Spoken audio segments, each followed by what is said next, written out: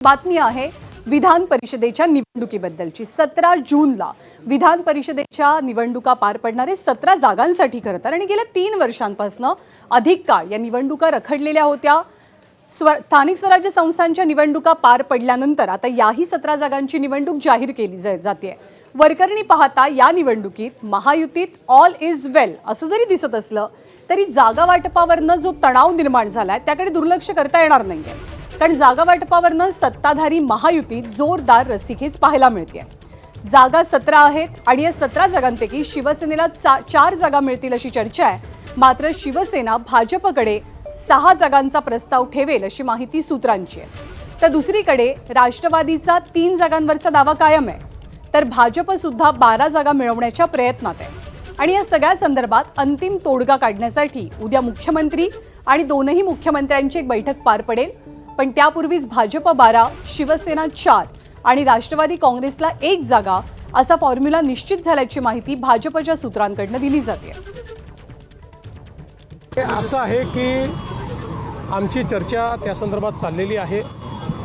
साधारणपणे शिवसेनेसोबत नाशिक आणि संभाजीनगर या 2 जागांवर आमची चर्चा चाललेली आहे।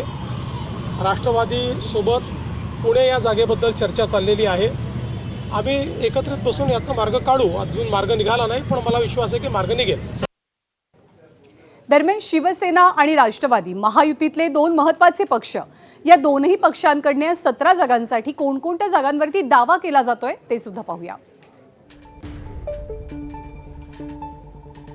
रायगड, रत्नागिरी, सिंधुदुर्ग सोबतच परभणी, हिंगोली, छत्रपती संभाजीनगर, जालना, ठाणे, यवतमाळ, नाशिक या जागांसाठी एकनाथ शिंदेंची शिवसेना आग्रही आहे। तर राष्ट्रवादी काँग्रेस रायगड, रत्नागिरी, सिंधुदुर्ग, परभणी, हिंगोली आणि पुणे या जागांसाठी अडून बसल्याचं कळतंय। त्यामुळे 2 जागा अशा आहेत या 2 पक्षांमध्ये ज्या 2 जागांवरती दोन्ही बाजूंनी दावा सांगितला जातोय। दरम्यान नाशिकची जागा शिवसेनेच्या हक्काची जागा आहे आणि ही जागा या जागेसाठी आम्ही आग्रही असल्याचं मंत्री दादा भुसे म्हणतात। पाहूयात त्यांची प्रतिक्रिया। नाशिक ही स्टँडिंग शिवसेनेचंच जागा आहे आणि म्हणून त्याचा आग्रह हा आम्ही ठेवलेला आहे। माननीय मुख्यमंत्री महोदय, माननीय उपमुख्यमंत्री महोदयांच्या पातळीवर या संदर्भातल्या चर्चा त्या ठिकाणी प्रगतीपथावर आहेत आणि मला विश्वास आहे की अतिशय खेळीमेळीने हसत खेळत निर्णय होतील।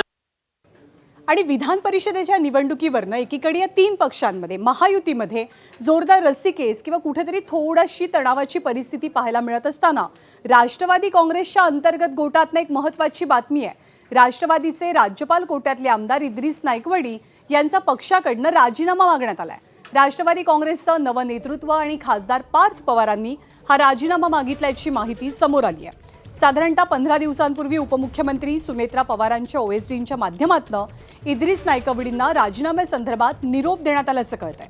नाईकवडी 2024 साली आमदार झालेत आणि त्यांचा कार्यकाळ 2030 सालापर्यंत आहे। स्वभावानं शांत आणि कोणत्याही वादापासून 4 हात दूर अशी त्यांची ओळख आहे।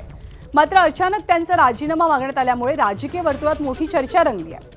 पक्षाच्या कार्यकारिणी स्थान मिळाल्यावरती पार्थ पवारांनी पहिल्यांदाच एका आमदाराचा थेट राजीनामा मागितलाय। यापूर्वी राष्ट्रवादीच्या कार्यकारिणीच्या पत्रातनं पार्थ पवार यांनीच तटकरे आणि पटेलांची नावं वगळण्याची चर्चा सुद्धा दबक्या आवाजात रंगलेली होती। त्यामुळे अजित पवारांच्या पश्चात त्यांच्या पक्षात सगळं काही आलबेल आहे का? अजूनही जुने नवे गट, स्थानिक नेते आणि वारसदार यांच्यातला संघर्ष पूर्णपणे संपलेला नाही का? असे अनेक प्रश्न या निमित्तानं उपस्थित झालेत।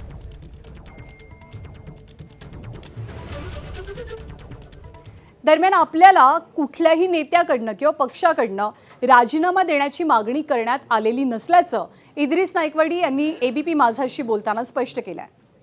कोणताही निरोप किंवा अशी पद्धतीची कोणतीही चर्चा माझ्या पक्ष नेतृत्वाने माझ्याशी केलेली नाही आहे।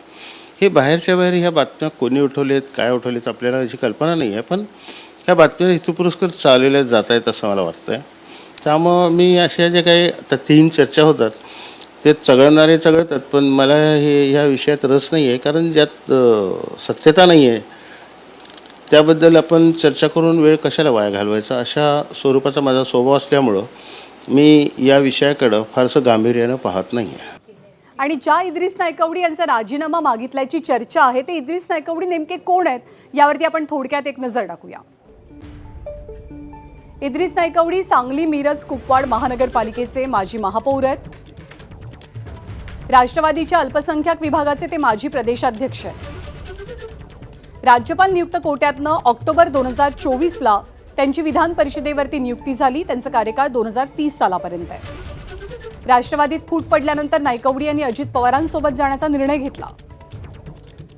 अल्पसंख्याक समाजात नायकवडी यांची विशेष ओळख आहे.